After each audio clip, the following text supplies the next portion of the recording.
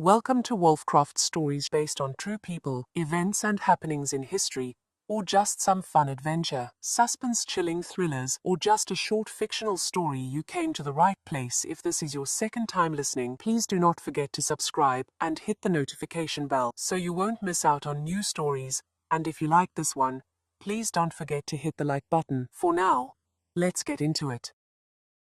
Scrambled by KJ GROWLING. Prequel.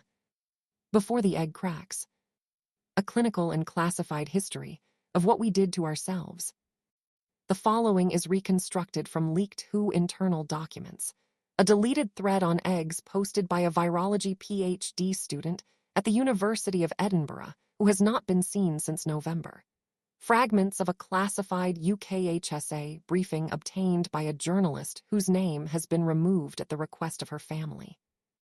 And one voice note sent to nobody in particular by a nurse in Kinshasa at 3:47 a.m. on a Tuesday that somehow survived every server wipe because it was saved to a private eggs draft that nobody thought to delete. Names of patient zeros have been changed. Not to protect them. They are beyond protection now. To protect the people who loved them. Part 1. The Congo Basin, Democratic Republic of Congo. August 14th, 14 months before London. The Lomami River does not care about human ambition. It moves the way it has always moved, slow, brown, indifferent, through forest so dense and old that the trees have developed their own politics.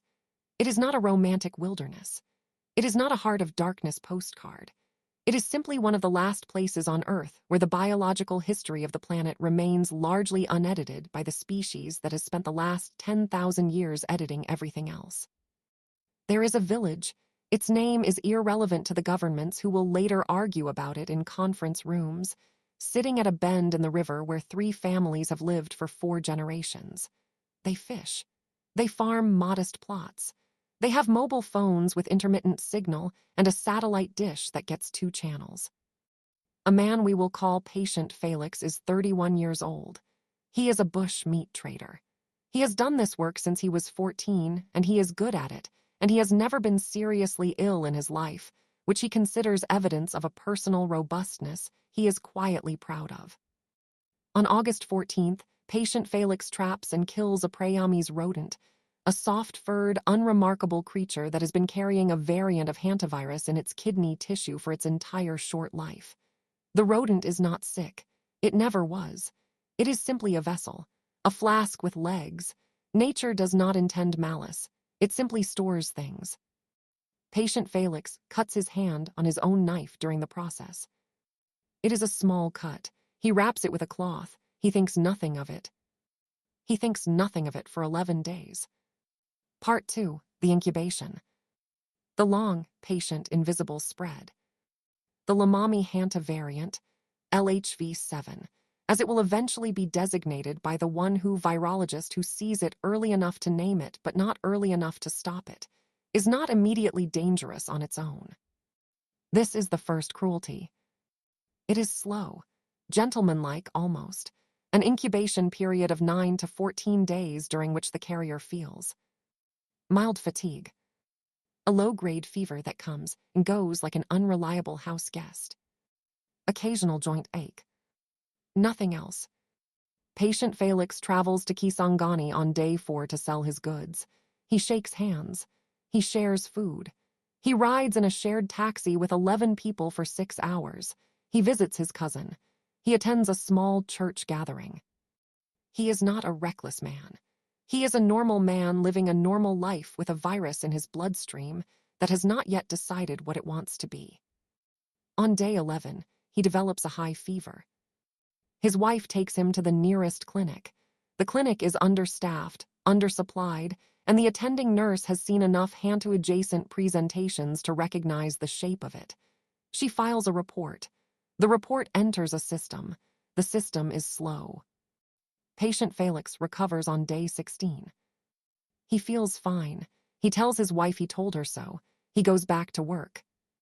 He is still contagious for 6 more days, and does not know it, and neither does anyone else. Part 3. The second ingredient. Brazzaville, Republic of Congo, September 3rd. Across the river, literally across the Congo River, the narrow stretch of water that separates the DRC from the Republic of Congo, the closest two capital cities in the world, something else is happening. A research outpost operated by a pharmaceutical consortium, 3 companies, 2 European, 1 American, all of whose names will later be redacted from every public document with a thoroughness that is itself a kind of confession, has been conducting accelerated viral attenuation trials. The goal, officially, is vaccine development. Specifically, an Ebola rabies chimeric vaccine candidate, a stripped-down, neutralized hybrid of both viruses engineered to train the immune system to recognize both pathogens simultaneously. A single jab solution for 2 of Central Africa's most persistent viral threats. The science is not insane. The concept is legitimate. The problem is not the idea. The problem is the timeline. The consortium is operating on an investor-driven accelerated schedule. Certain corners have been cut that should not be corners. Certain containment protocols have been downgraded from Category A to Category B because Category A takes 18 more months, and 18 more months costs money nobody wants to spend. On September 3rd, a containment breach occurs in Lab Unit 4. It is small. A cracked seal on a transfer vessel, an aerosol event lasting less than 30 seconds. 2 lab technicians are exposed. Both are immediately quarantined. Both sign NDAs along with their quarantine paperwork because this is the world we built. One technician, we call her Patient Renee, 26, a Congolese national with a biochemistry degree from the University of Kinshasa, tests clean after 7 days and is released. She is not clean. The Ebola rabid chimeric strain, not dead, not alive, not what they designed, is in her system. Dormant, waiting, like a letter that hasn't been opened yet. Part 4, the convergence. The thing that should have been impossible. Patient Renee visits her aunt in Kisangani on September 19th. Her aunt lives 3 streets from patient Felix's cousin. There is a small neighborhood gathering. Food, music, children running between adults' legs, the completely ordinary texture of a life being lived. LHV 7 meets the Ebola rabid chimeric strain inside patient Renee's bloodstream sometime between 8 p.m. and midnight on September 19th. What happens next should not be possible according to several models of viral behavior that will later be cited in the WHO inquiry as evidence that the models were wrong. The 2 pathogens do not simply coexist. They do not compete. They do not cancel each other out. They negotiate. LHV7 provides the long incubation, the patience, the invisible spread, the ability to move through a population undetected for weeks, host to host, handshake to handshake, breath to breath, before announcing itself. The Ebola rabid chimeric strain provides everything else.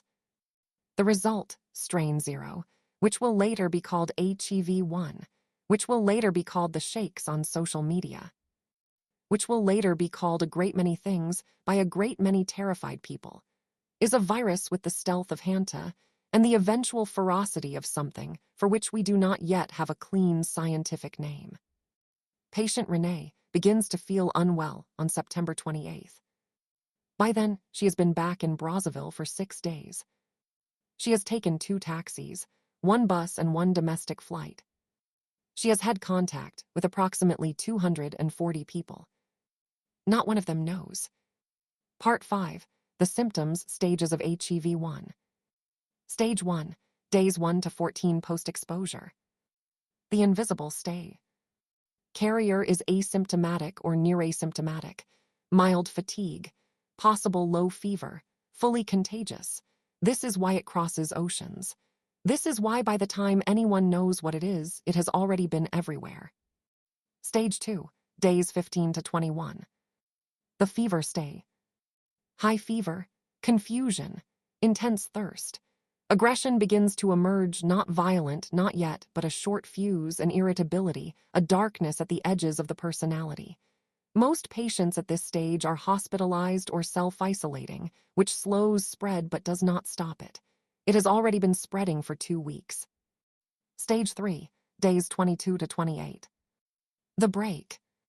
This is where HEV1 diverges from every known pathogen. The Ebo-rabid element activates fully. The central nervous system is assaulted.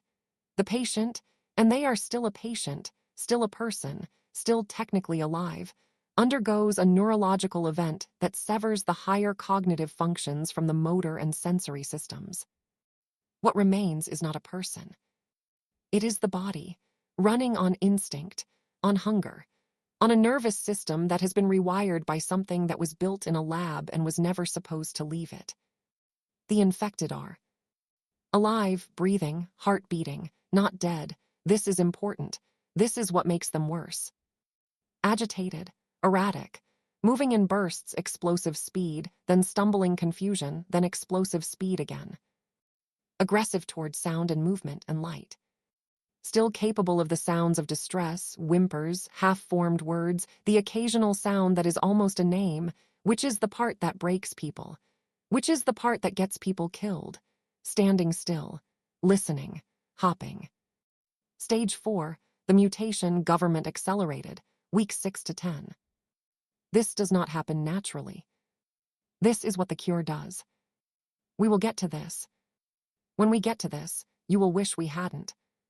Part 6, the spread, a timeline of failures. September 28th, patient Renee collapses in Brazzaville, hospitalized. The attending physician notes unusual neurological symptoms and flags it.